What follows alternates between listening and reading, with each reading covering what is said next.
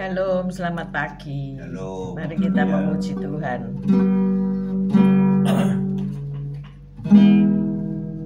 Sinar kemuliaan-Mu Bapa, memenuhi di sekelilingku. Ku rasakan hadirat-Mu, Kau tenggelamkan jiwaku. Ku ingin tetap tinggal bersama-Mu.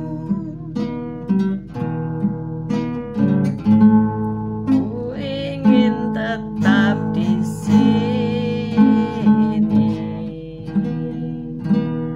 menikmati bait-Mu. Ku ingin tetap di sini dan memandang indah wajah-Mu.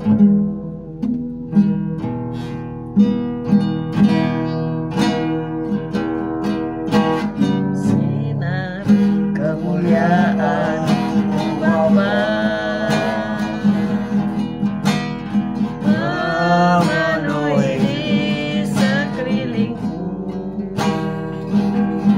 Ku rasakan hadirat-Mu, Kau tenggelamkan jiwaku. Ku ingin tetap tinggal bersama-Mu. Ku ingin tetap di sini, menikmati bait-Mu.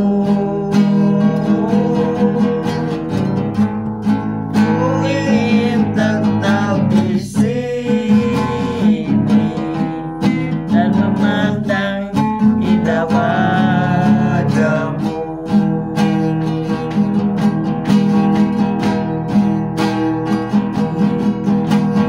Sinar kemuliaan-Mu Bapa,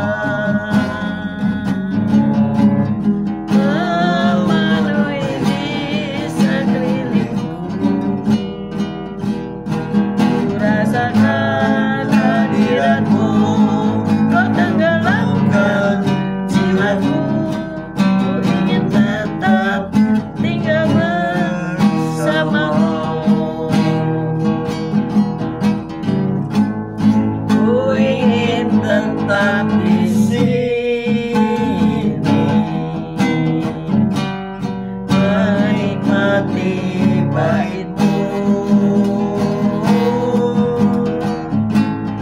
Ku ingin tetap di sini dan memandang indah wajah-Mu.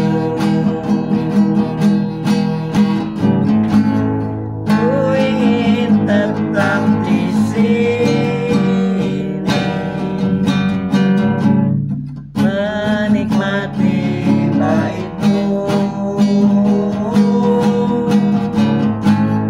Ku ingin tetap di sini dan memandang indah wajah-Mu, dan memandang indah wajah-Mu, dan memandang indah wajah-Mu. Haleluya, haleluya, haleluya.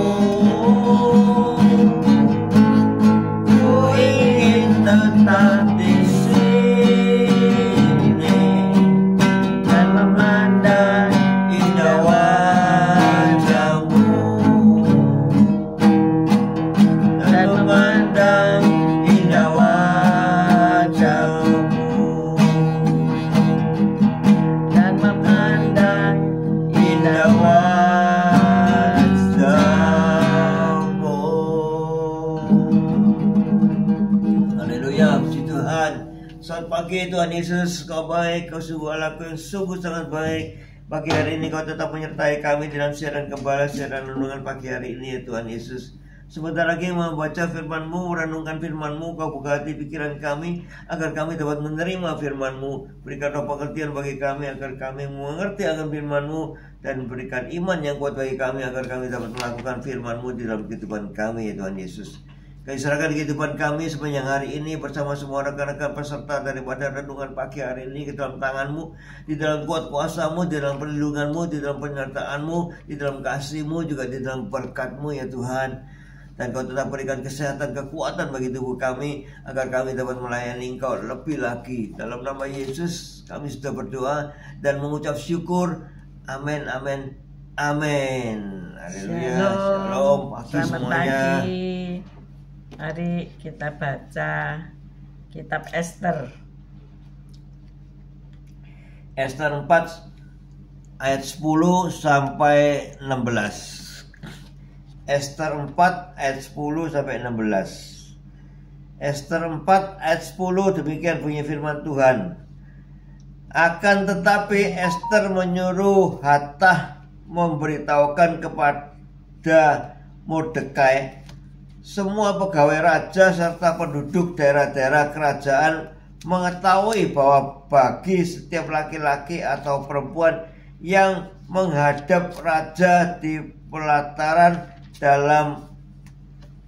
dengan tiada dipanggil, hanya berlaku satu undang-undang, yakni hukuman mati. Hanya orang-orang yang kepadanya raja mengulurkan tongkat emas yang akan tetap hidup. Dan aku selama 30 hari ini tidak dipanggil menghadap raja. Ketika disampaikan orang perkataan Ester itu kepada Mordekai, maka Mordekai menyuruh menyampaikan jawab ini kepada Ester. Jangan kira karena engkau di dalam istana raja, hanya engkau yang akan terluput dari antara semua orang Yahudi. Sebab sekalipun engkau pada saat ini berdiam diri saja, bagi orang Yahudi akan timbul juga pertolongan dan kelepasan dari pihak lain, dan engkau dengan kaum keluargamu akan binasa. Siapa tahu mungkin justru untuk saat yang seperti ini engkau beroleh kedudukan sebagai ratu. Maka Ester menyuruh menyampaikan jawab ini kepada Mordekai. Pergilah, kumpulkanlah semua orang Yahudi yang terdapat di Susan dan berpuasalah untuk aku. Janganlah makan dan janganlah minum 3 hari lamanya, baik waktu malam, baik waktu siang. Aku serta dayang-dayangku pun akan berpuasa demikian. Dan kemudian aku akan masuk menghadap raja. Sungguh pun perlawanan dengan undang-undang. Kalau terpaksa aku mati, biarlah aku mati. Amin. Amin, amin, amin. Selamat pagi semua yang sudah bergabung. Haleluya. Bu Saiman tensinya naik ya, sampai dirawat di rumah sakit. Ya, kadang-kadang kita ini ngalami sesuatu hal yang kurang baik dalam segi kesehatan ya.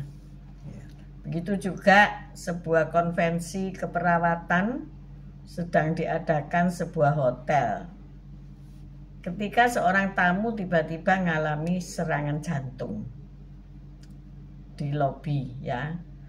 Kemudian dengan bersegera lebih dari 2 lusin tenaga perawat datang ke sisinya dan berusaha menyelamatkan nyawanya.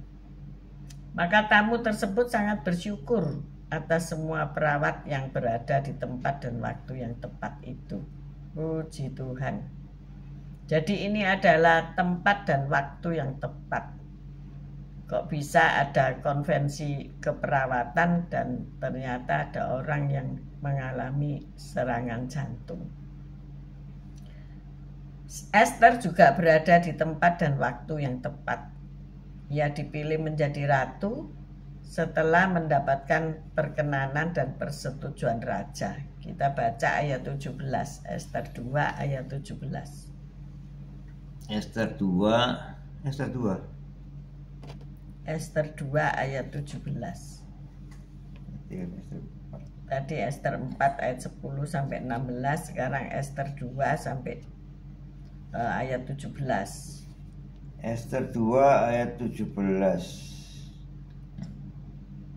Maka Ester dikasihi oleh Baginda lebih daripada semua perempuan lain, dan ia beroleh sayang dan kasih Baginda lebih daripada semua anak darah lain, sehingga Baginda mengenakan mahkota kerajaan ke atas kepalanya dan mengangkat dia menjadi Ratu ganti Wasti. Nah, ini adalah posisi yang terbaik bagi perempuan waktu itu. Ester dipilih menjadi ratu. Tetapi ada satu hal yang mengancam kematian, bahkan kematian seluruh bangsanya ya. Ini mereka ada di dalam pembuangan di Babel ya. Dan karena ada pengkhianatan dari Haman yang mengatakan tentang keburukan-keburukan bangsanya itu, ada seorang paman yang bernama Mordekai. Jadi Haman menfitnah Mordekai, maka Ratu Ester akan berbicara kepada sang raja. Tetapi jika seseorang itu tidak dipanggil menghadap, kemudian ia dengan sengaja menghadap, maka jika raja tidak berkenan, maka ia akan kehilangan nyawanya. Jadi di sini kita belajar bahwa segala sesuatu kerajaan ada aturan ketertiban ya. Tetapi Ester memahami bahwa ia berada di posisi tersebut pada waktu yang tepat ya. Ketika ia menjadi ratu dan dikatakan bahwa ia disayangi oleh raja, maka ia mau menghadap raja walaupun tidak dipanggil. Taruhannya adalah nyawa. Siapa yang berani seperti itu, mempertaruhkan nyawanya? Ya. Ia kemudian berdoa, berpuasa, dan menyuruh semua dayang-dayangnya juga ikut berpuasa. 3 hari 3 malam. 3 hari 3 malam tidak makan, tidak minum. Itu batas waktu untuk kesehatan manusia, bisa tidak makan, tidak minum hanya 3 hari ya. Kalau selebihnya ya bisa meninggal. Kadang-kadang kita itu bertanya-tanya ya, kenapa suatu situasi yang tidak mengenakan atau keadaan tiba-tiba menjadi berubah ya. Misalnya kebahagiaan sedang melanda keluarga gitu ya, happy semua, tapi tiba-tiba ada berita yang mengubah keadaan menjadi duka cita. Mungkin kita juga merasa frustrasi dan berusaha demikian rupa agar keadaan menjadi normal.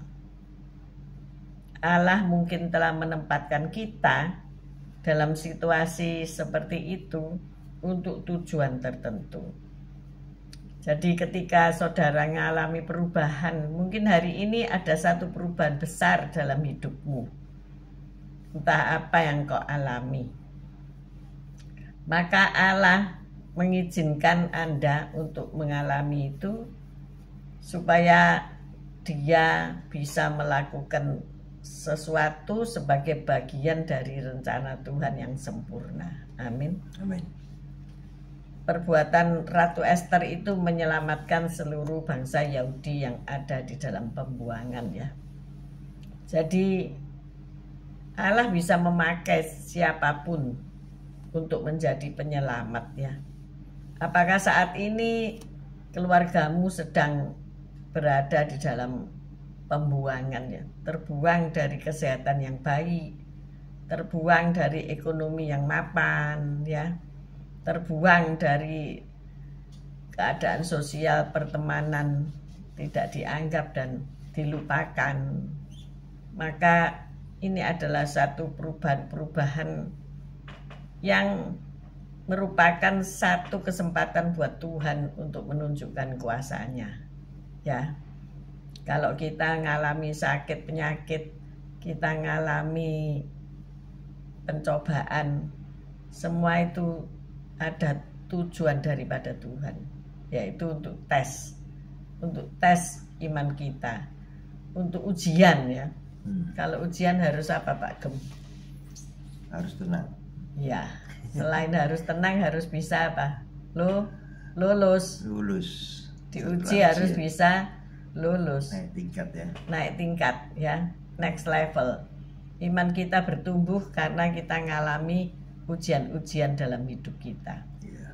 Ujian kesehatan. Ini Bu Saiman tiba-tiba saja tensinya naik ya. Lalu masuk dia ke bisa mengalami RSUD. Yesus sudah menyembuhkannya. Ya, ingat kita kemarin belajar untuk berkata bahwa bilur Yesus telah menyembuhkan saya ya. 1 Petrus 2 ayat 24. Jadi kalau kita ngalami kolesterol naik, Bu Fen ya, keadaan hati yang galau, ayo, mungkin Tuhan akan menempatkan kita di tempat dan waktu yang tepat supaya kita ini ngalami perubahan dalam hidup ya. Mulai makan sehat, mengurangi garam, mengurangi minyak ya. Memang makan gorengan tuh sangat enak ya. Enak, nikmat. Ben harus minum obat ya. Minum atorvastatin atau simvastatin. Atorvastatin setiap malam minum 1 biji. Itu menjaga kolesterolnya akan naik. Ya, karena tidak usah terus menerus sih. Ya, ada penguasaan diri. Untuk tidak makan minyak alias goreng-gorengan, tahu isi, apalagi tahu crispy, ayam kriuk ya, yang semuanya pakai minyak gitu ya. Iya. Memang rasanya kalau makan kukus-kukusan itu enggak enak ya. Enggak ada rasa. Tapi itu sehat bagi tubuh kita. Tapi itu enggak usah dikasih garam kalau enggak ada rasa ya. Coba ngemilnya diganti dengan apa ya, itu makan labu kuning ya. Terus juga apa itu yang kalau digoreng sangat enak itu apa? Sukun ya. Tapi jangan digoreng, dikukus aja. Dikukus enak. Enak. Jadi kita mulai bersahabat dengan makanan-makanan yang tak usah terlalu asin, tak usah terlalu manis. Memang semua itu nikmat, tapi sebentar saja. Nanti semuanya naik ya, faal darahnya semua naik. Ibu-ibu yang berbahaya. Kukus alat kukusnya disimpan, sekarang mulai dikeluarkan. Jadi kata Pak Gem, kukusan harap dikeluarkan dari almari supaya kita mengukus semua yang dulunya digoreng. Harus kalau tahu tempe kukus masa enak ya. Iya, enak. Dibacem dulu ya. Dibacem dulu, diberi bumbu-bumbu, dibacem dulu baru dikukus. Lodeh ya enak. Nah, kalau lodeh ada kelapanya ya. Ada santannya yang kita harus hindari. Sekarang ada santan pura-pura ya, abal-abal. Ya, fiber cream itu. Sintetis. Ya memang sedikit lain tapi ya enggak apa-apa. Cuma efeknya bagaimana ya kita enggak tahu juga. Kimia, kan? Makanya kita harus ngerti ya.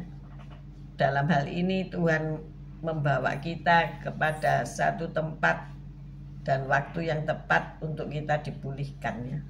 Akhirnya orang-orang Yahudi selamat karena mereka boleh melawan, diberikan satu tuntunan lagi atau peraturan lagi bahwa orang-orang tersebut boleh melawan ketika mereka akan dilenyapkan atau diperangi ya.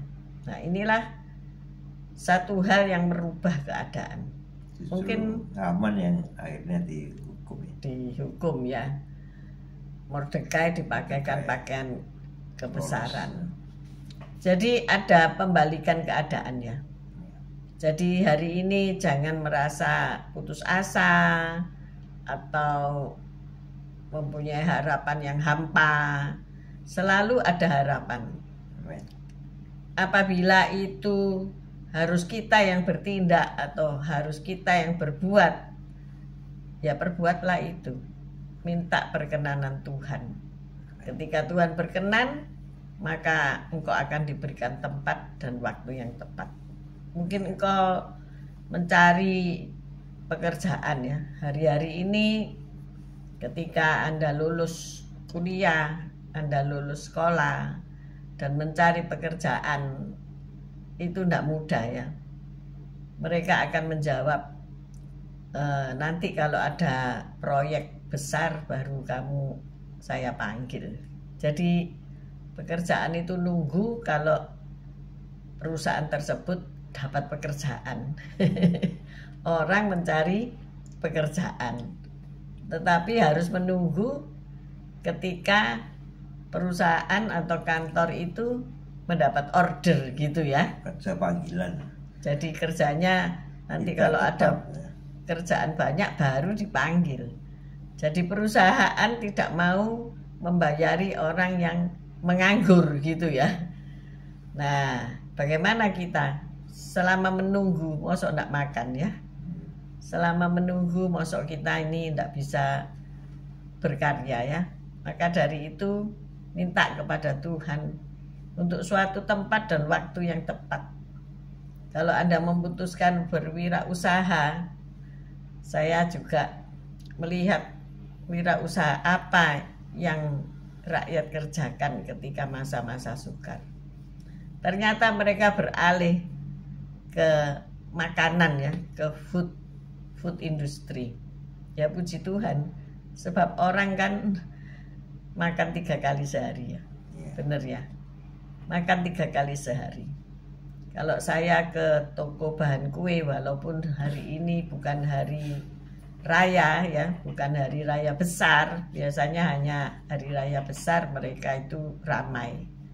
Tetapi ada satu toko bahan yang tetap mengantri ya, kita kalau membeli sangat ramai. Saya pikir, oh mereka semua sedang berkarya, mencoba masak ya. Mencoba membuat kue, snack-snack, membuat roti. Saya lihat belanjaan mereka ya. Mungkin juga kecil-kecilan kan, pokoknya ada yang dijual dan mereka bisa terima uang ya. Iya, padahal nanti modalnya sama uang masuknya tidak seimbang ya. Kalau uang masuk sekian, ternyata modal yang dikeluarkan 2 kali lipat ya. Ya saya sempat kaget ketika harga minyak itu sekarang hampir lebih 3.000 sampai 4.000 rupiah dari biasanya ya. Nah kalau jual gorengan kan labanya jadi kurang. Makanya ayo supaya kolesterol tidak naik, jangan makan gorengan ya, harga minyak mahal. Ya ini sedikit info.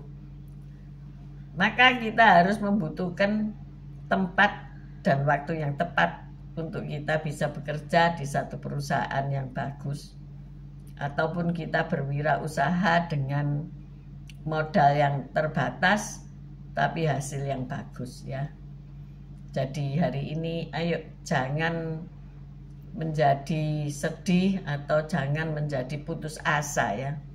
Ratu Esther waktu mendengar berita bahwa Mordekai terancam nyawanya, seluruh bangsanya terancam nyawanya, dia ambil keputusan untuk merendahkan diri di hadapan Tuhan.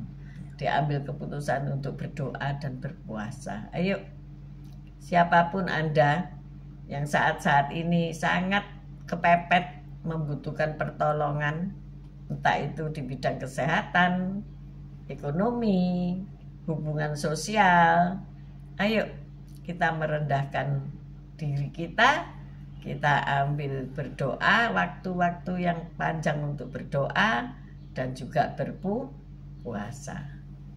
Mari kita berdoa. Haleluya. Ya Tuhan Yesus, terima kasih atas firman-Mu. Tuhan telah mengingatkan kita, menegur kita Ya Tuhan Yesus, agar kita senantiasa dekat dengan Kau Yesus. Kami mau merendahkan diri, sujud di bawah kaki-Mu, ya Tuhan Yesus. Bahkan Kamu perlu kami mau masuk dalam doa puasa, agar semua apa yang kami doakan Engkau jawab Tuhan. Ya Tuhan Yesus, terima kasih Tuhan Yesus. Selama ini Kau telah menyertai kami, melindungi kami, memberkati kami, menyembuhkan kami dari segala sakit penyakit, sehingga kami bisa sehat dan kami bisa melayani Kau, dan kami bisa membagi kasih dengan sesama.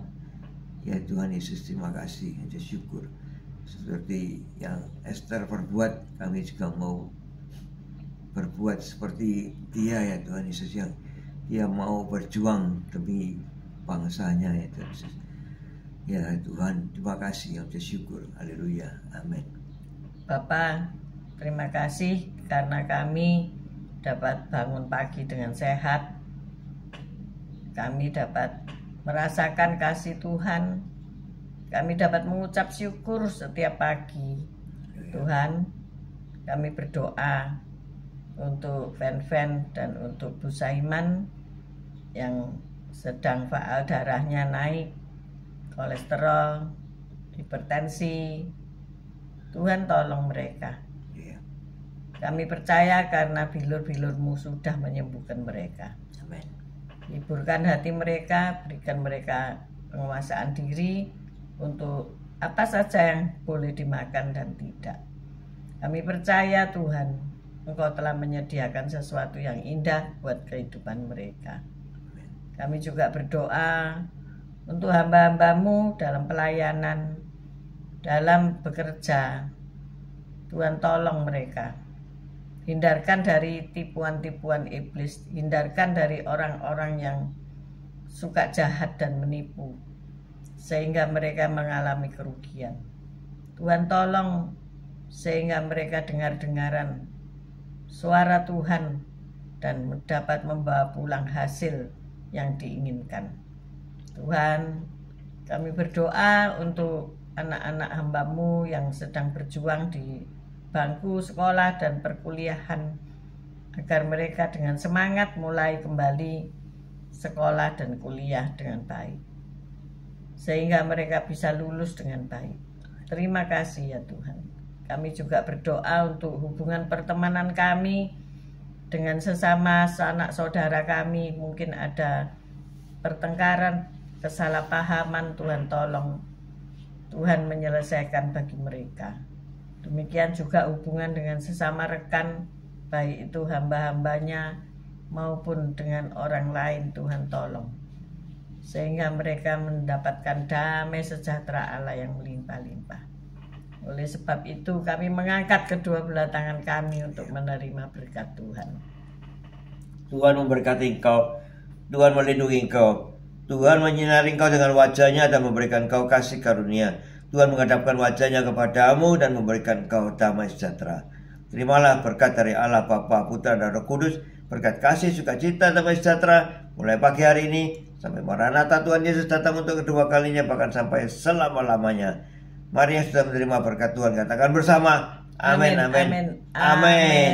Haleluya. Terima kasih sudah bergabung Bu Tiar, Pak Salmon, Esther, Sepsi, Pak Anton, Bu Lili, Pak Yohanes, Pak Bambang, Bu Vera, Bu Yulan, Pak Budi, Bu Wanda, Pak Budi Utomo, Bu Viken, Pak Henry, Fen, Pak Yusak, Bu Saiman, Pak Saiman, sehat selalu, Pak Mei, Bu Ruli, Evan, Tasya, Elo, semua yang sudah bergabung, Bu Titi, semuanya terima kasih sudah mendukung siaran ini.